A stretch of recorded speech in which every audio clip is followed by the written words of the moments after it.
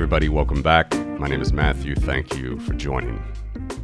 If you haven't seen the prior few videos breaking down the various M's, the various tranches of public-facing money for the United States money supply, do check that out because it will be important for the analysis of the next couple videos to come.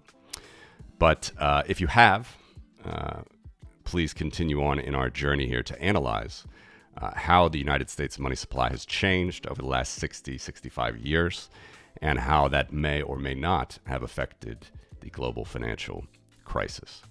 So in the last few videos, we talked about M1, M2, M3, the various versions of M3 that are publicly still available. You have to put them back together. I'm taking off M2 in this video. We don't need it. Again, why would you need it if you have M3, the broadest money supply? Most important to look at that. But here, we're just going to talk about M1. Okay, so I'm going to take off the M3 money supply right now. And we're, of course, before the GFC here in this zoomed position on this chart. We just have M1, M0, and bank reserves. And as always, there's not really a word for this. The most liquid assets in the bank, you can call it base money in banks.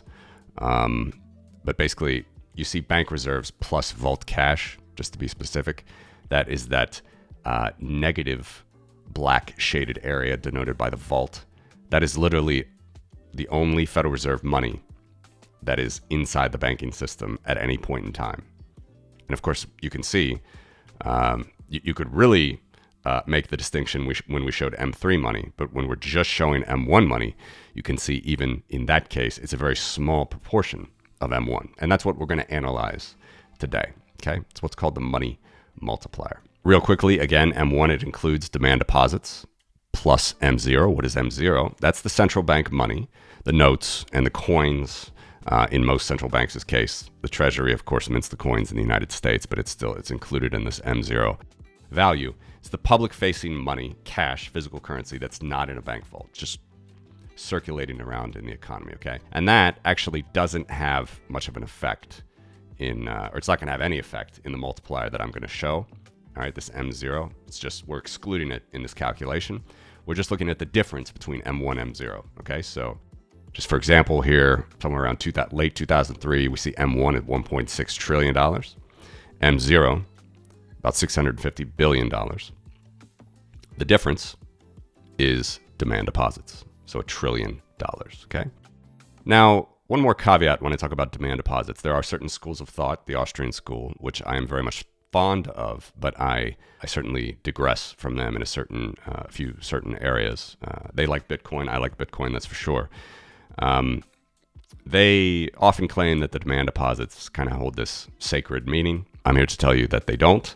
And often it seems if you actually analyze the data, look at the economic data, you can't really tell anything looking at demand deposits. And that's actually what I'm out to prove here in this video. So what I'm going to do now is I'm going to show the initial or the first level money multiplier. That is simply looking at all of those deposits system-wide in the United States divided by the base money that's in the banks. That is the bank reserves.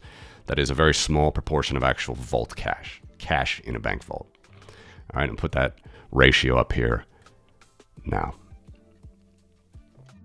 You can see the axis goes up to 20x, but most of the time we're around 11x, 12x, 10x, 9x. We do here in the early 80s, around 1980, go up to about 14x. It's a little bit high for that time. And before that, we were around 12x, 12, 11x here, okay? Now, the reserve ratio is another thing that you hear a lot. That's simply the inverse of this multiple. Okay, that is what's typically called the reserve ratio. So if it's 10x, it's 10% reserve ratio system-wide. If it's 11x, it's about a 9% reserve ratio at the moment. If it's 9x, it's an 11% reserve ratio. Okay, that's how it works. And I very much understand, again, in the tradition of the Austrian school and other schools as well, even the Chicago school at times, the temptation, the appeal here when you look at demand deposits is to question how much that could contribute to a crisis, because of course demand deposits are basic. It's a basic deposit that a depositor can have, and if You can think of many movies, Mary Poppins, It's a Wonderful Life. They talk about this. If the bank does not have enough of that vault cash to satisfy a demand depositor's need for cash at the moment, that could lead to bank runs. It could lead to banking crises. I very much understand the temptation of that, and it's not without historical fault. But we need to ask ourselves, is that actually what happens, first of all, en route to a crisis, and just in general? Is that what happens? Do people always want, demand, or need demand deposits to be backed 100% by whatever it is, cash in the bank, vault, or gold, or whatever? And for those that are new to this channel, I've talked about this many times, by the way.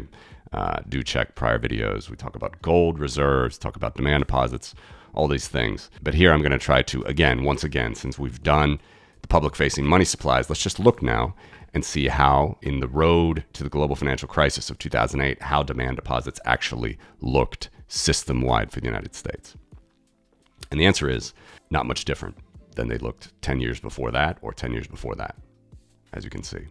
Okay? There's really nothing here, in my opinion, and I'm not alone in making this opinion, that would say that demand deposits looked out of whack pre-global financial crisis. You can't look at this chart with its gradual growth of both physical currency and demand deposits, which is put those both together and you get M1, or indeed the bank reserves, the base money inside the banks, the black negative shaded area on this chart, which are assets for the banks. Okay, and again, the green shaded area represents the most prominent deposit liability for the banks. You can't look at this growth necessarily and see anything that seems out of whack. To remind you, this ratio, if it was moving higher, it would show more leverage, more risk. Okay, and we had that here in the start of the 80s, end of the 70s. But if it moves lower, it indeed means, economically and for all practical purposes, it means less leverage, less risk. And this will counter, many narratives. Okay, remember there was this narrative about Clinton deregulating the banking system during the 90s. Well, as far as demand deposits go, not much happened. Okay, it did seem to reach sort of a nadir here in the mid 90s, about 8.2x. Okay, leverage, and went higher to closer to 11x before the GFC. But again, broad picture, brass tacks, doesn't seem to me that there's anything particularly out of whack of this money multiplier ratio, or if you run the inverse, the reserve ratio. All right? This is the, as some like to refer to it, the sacred demand deposit. It doesn't seem to me that there's anything going on here in particular that would portend a crisis. And of course, you know what I'm setting up then. Why could it be, if we zoom out, that we had the global financial crisis? And why would it be, now let's zoom into everything that happened post-GFC. Why would it be now that we have this huge money printing by the Federal Reserve to bail out the banks, to bail out their sister money market funds or whatever, and to take this money multiplier down, not up, but down to historical levels of safety, of non-leverage? Okay? Right here in 2015, the system is 100% collateralized as far as base money reserves versus demand deposits, the most basic deposit that a bank can offer its clients. Banks system-wide in the United States are 100% collateralized here. There is literally no risk of a bank run. Now, if you're thinking, well, that's not all of the cash in the vault. They could still have a bank run. People want cash in the vault. True. But economically, as I've always said, and as you need to understand this, the way the system works, the bank reserve is 100% economically analogous to vault cash or physical currency. Okay, so again, this comes to some practicalities here. But if a bank is worried about its own safety, lending out, or making too many loans, we should say, and then issuing too many deposits as a liability, because remember, loans are an asset for the bank, deposits are a liability, That's not the case here. They're not making nearly as many loans as they were making pre-GFC, as evidenced by the fact that the money multiplier here is 1. It's just a simple mathematical calculation. And it was even less than 1 for a time. 2011 here, 2013. And we can see that we go on here. Again, there was trouble in 2019, the repo crisis. This is outside of M1 money. We're not talking about that. It was not as safe even as people thought, even though their money multiplier was only up to about 2 on the eve of COVID, or here in the end of 2019. All right, they had to print even more money even before COVID started. About here, March 2020. There, you can see that the monetary base is increasing even before COVID. Okay, and then of course once COVID hit, massive money printing, massive stimulus, massive checks to companies, individuals. M1 increases in a big way here, and we know that that is because of COVID. Again, perhaps an overreaction, people would say, but that's what they did.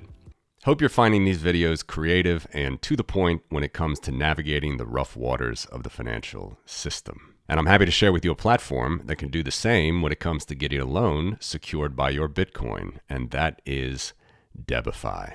Debify is a non-custodial, Bitcoin-backed lending platform designed for people who want to borrow against their Bitcoin while maintaining full control. Debify offers institutional-grade liquidity through independent lenders, allowing for high-volume loans of up to 5 years. All transactions are secured by a unique multi-sig escrow system, ensuring that Bitcoin collateral remains safe and transparent. This setup guarantees that your Bitcoin is not rehypothecated, and you keep full visibility and control throughout the loan process. It's perfect for those who value security and transparency while exploring global stablecoin and fiat lending backed by Bitcoin. So head on over to debify.com today to get started. So with COVID, with all of the deposits, the new deposits that were issued, we get up to about 2.3x only. Still not that much more than the normalization period, what they were trying to normalize end of 2019. We get to about 2.3x because there are so many reserves being printed in addition to the deposits being issued. Banks are still very fearful to make loans. All right. And so it's a completely different reality, in other words, compared to what happened pre-GFC. Pre-GFC, you're just in this, what looks like normal banking situation, even going pretty low in leverage down to like 8x in the early 90s to about 11x on the eve of the global financial crisis. Global financial crisis hits, which we're not seeing here. Again, I hasten to say the point. Nothing here on this chart shows us that a crisis was imminent. It happened, and then a massive amount of reserves were printed. And the Federal Reserve actually didn't want banks to even lend them out because they paid interest on those reserves. It's kind of another story, but nonetheless, look at that reserve ratio. It goes from 10 or 11, the standard value, down to 1, just 100%. Fully collateralized, a full backing of bank reserves and vault cash to all of those demand deposits that banks are issuing system-wide.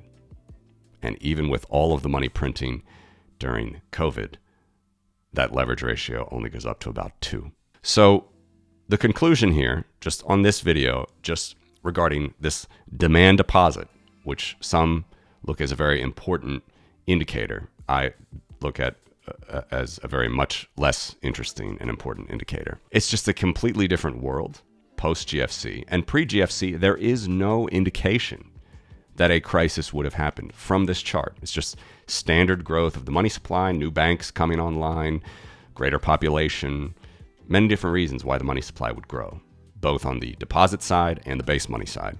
But nothing in this chart, to me, looks out of whack. And now, trying to analyze the state of M1 deposits, we can see a huge increase here. All right, M1 was $5 trillion worth pre-COVID. Post-COVID, it's about doubled. That looks very strange. And indeed, the clip of M1 post-GFC looks strange compared to pre-GFC. We do see that M1 is growing faster post-GFC, and we see it grew really fast after COVID. So those are interesting things. And those absolutely will affect inflation. And when I say inflation, I mean the increase in the general level of prices as the Federal Reserve uses it. And of course, we've seen that. If you look at CPI indices, which again, I tend to discount highly, and I'd rather look at something like Bitcoin prices or gold prices or oil, many other homogeneous indicators other than a basket like CPI. Nonetheless, I digress. Here we certainly see crazier things, but it's hard to really wrap our heads around what we're seeing other than a lot of money printing and the potential for inflation. But again, the leverage ratio is not there. Banks are not still, to this day, as far as demand deposits go, lending out these deposits at nearly the multiple that they were pre-GFC. So if we're honest with ourselves, as far as I see looking at this chart, pre-GFC and post-GFC, it certainly looks crazy here. It looks like a lot of money printing, but the leverage is way lower, and it's way lower than anything that there was pre-GFC. And in my opinion, we would need to look outside of M1 in the United States monetary system to really see maybe where some of the dislocations, some of the distortions are manifesting themselves, because I don't see it here. I don't see it in the category of the sacred demand deposits, where people think that they have this cash in the bank, but really it's not. But of course, if you looked at your bank deposit agreement, it would say that very clearly. Nonetheless, I don't see the reason why the global financial crisis occurred looking at this chart pre-GFC. If we assume that banking has continued this way for thousands of years, people usually prefer a little bit more convenience, a little more interest, so on and so forth.